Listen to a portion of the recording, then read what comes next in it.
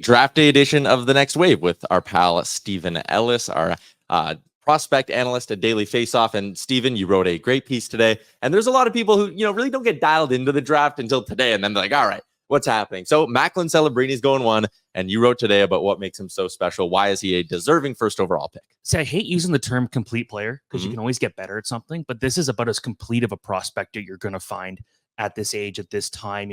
The comparisons to Sidney Crosby and Jonathan Tace, they make sense. The way he goes out there and plays 200-foot game, he can score, he can hit, he's so smart. Like, you look at Connor Bedard last year and how skilled he was. He's nowhere as well-rounded as Macklin Celebrini. He's not as talented as Connor Bedard, but we're still talking about a guy who, like, you can put in all situations. He could put up 90 points a season in the NHL, but he'll do all those other things that's going to make him a star. So he's well-rounded. Maybe not like generational, but the type of guy you can build a franchise around. Well, Frank asked me earlier in the year, like, how close he is to Bedard, and I truly think he's a lot closer now than I think I gave him credit for at that time. So not generational, but really good. The fact that he was a freshman, a true freshman, and playing a 17-year-old freshman, playing last minute of the game for a team that went to Frozen Four, like, that tells you how complete he is, that he's able to get that type of trust from a coach that was on an NHL bench and played in the NHL for a long time in Jay Pandolfo. Let's play a little game. So let's say, let's just game out tonight. Sure. Macklin Celebrini 1, Artem Levshunov 2. Then the Anaheim Ducks. The intel that I have is it's not a defenseman, it's not Demidov, and it's not Caden Lindstrom. So that leaves, by my count, Seneke, Berkeley Catton, and T.J. Ginla. Who are the Anaheim Ducks selecting tonight at number 3? That's where the draft starts. There's enough rumblings that it's going to be Beckett Seneca, and that's a guy that they'd be betting on big time because no one had him that high early on in the season, but he continues to grow. Like, I think he was I remember watching him when he was 5'8". He's 6'2" now. He can crush players. He's also got the deepest voice I've ever heard of a prospect. That definitely gets that's number 3. Yeah. But could you imagine him and Mason McTavish playing together out there just killing guys? Like, that'd be fun. Berkeley Catton, to me, I think is very underrated in this draft. I had him at number 5. A lot of people have him outside the top 10. This is a guy that's 5'11", not huge, but he's also not that small. And he just put up like over 100 points this year. He said he wanted to work on scoring. He puts up over 50 goals. I love him, but I don't know. It feels like right now it might be Beckett Seneca. Interesting. So then, if that's the case, let's say it is Seneca. Okay. What do the Columbus Blue Jackets do at 4? Do they make a trade, or do they just say, you know what, we're going to take Demidov, we're going to take someone else? I've been I've said this multiple times. If any team after number 2 is passing on Ivan Demidov, you better have a good reason for it. And I think for the Blue Jackets, they do have a couple of Russian players on the team. And adding another one would obviously, I think, make it everyone close there. It make him more comfortable to start. I think you got to go with Demidov if he's available at number 4. But, at the same time, what's the value in trading that pick? Like, you could slide down, still get a really good player, and get a nice potential roster piece, for instance. That's the thing. It really, I guess it depends on how far you get down, because I think after, like, what if they were to go to 9, or if they were going to go to 13 or somewhere? Like, I like T.J. Ginla, but I'd rather have Caden Lindstrom or rather have Ivan Demidov. So I wouldn't be doing that. I'm 100% on draft Ivan Demidov at number 4 if you can. The only thing that's difficult as part of the equation is this is Don Waddell taking over as a new GM in a market where he doesn't know the scouting staff and needs to make an all-important decision on a draft pick or player that he may or may not be invested in, right? Like, that's that to me is the change in the equation. He's got to trust his scouts here, because obviously when you're coaching or doing the GM work of the Carolina Hurricanes, you're not really thinking about an early pick here. The Hurricanes also drafted very well. I don't know how much Don Waddell had to do with that, but that's a team that always seemed to get a lot of value. But of a different situation here, drafting in the top 5, and I think they're going to take a forward. I'm pretty sure about it. They've got a couple of good options. Like, if they took a Ginla, that would make sense. But that would be the only reason why I could see them moving down, because you probably don't want them at 4.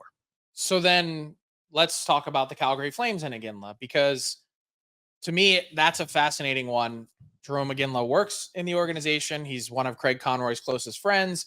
Craig Conroy obviously would know Tej, from growing up, and would have the best intel of anyone to be able to make that selection. But at the same time, you drop that player in that market at that spot with a high pick, with that last name on your name bar. All of a sudden, the pressure skyrockets. It's great for business. It's great for marketing.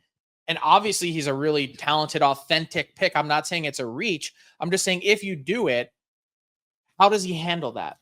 I think if anyone can handle the pressure and the spotlight in this draft, it's Tej again. And part of that is he's obviously seen everything with his dad. He's been in pro environments for so long, but he's got a really good head on his shoulders. Like, this is a guy that's just so mature for this age. He gets asked so much about, what it'd be like to play in Calgary, and he always has good answer. He takes it in stride. Like, he's a really good young kid and gets really good reviews from people who know him well.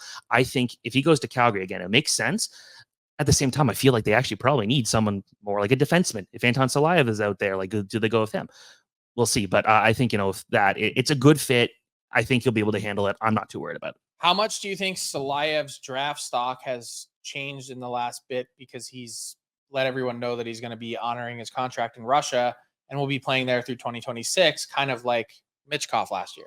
So I got to talk to him a couple of weeks ago, and the one thing he kind of just said to me was just like, he does fully intend to come to the NHL. He's still like, he's not very good at English right now. So there's still a lot of learning curves.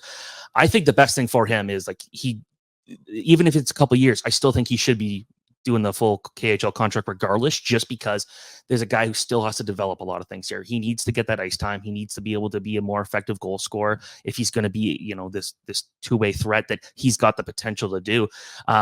Again, right now with Russian prospects, it seems like there's more of an NCAA factor than a Russian factor when it comes to those guys backing out. But I think the value of potentially picking up a new Zdeno Chara is going to be exciting to teams. Interesting. Especially if you can wait. A lot of talk in our YouTube chat about teams that could potentially move up. One team that has moved up recently is the San Jose Sharks, going up to 11. I think there's a couple interesting ways they could kind of go. You're obviously getting the big name forward in Macklin Celebrini, adding him to a group that already includes Will Smith in your organization. But with that next pick, would you like to see them go and maybe take a risk on a high ceiling guy, Cole Yzerman? Or would you prefer to maybe see them take a safer play, go find a defenseman and be able to walk out of this draft and say, hey, maybe we got our future number 1C and our number 1D?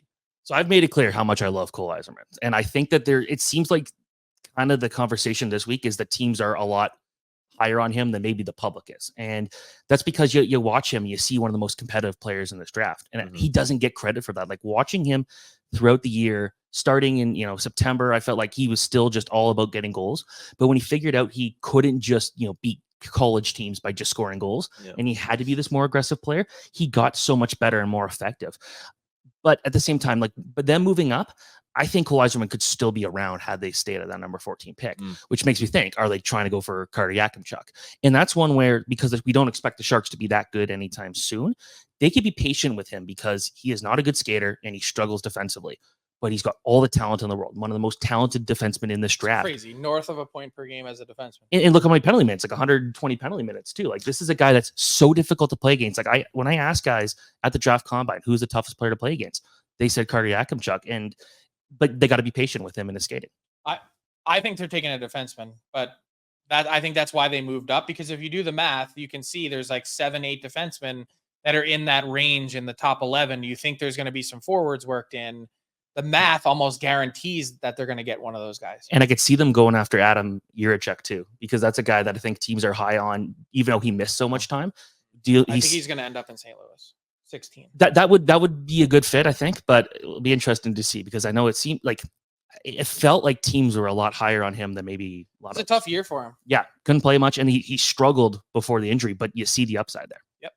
Yep. We actually had a question in from J-Rock who wanted to know, what do you think the Blues are going to do with their first round pick? So maybe it feels like it's going to be a defenseman. Yeah. Okay.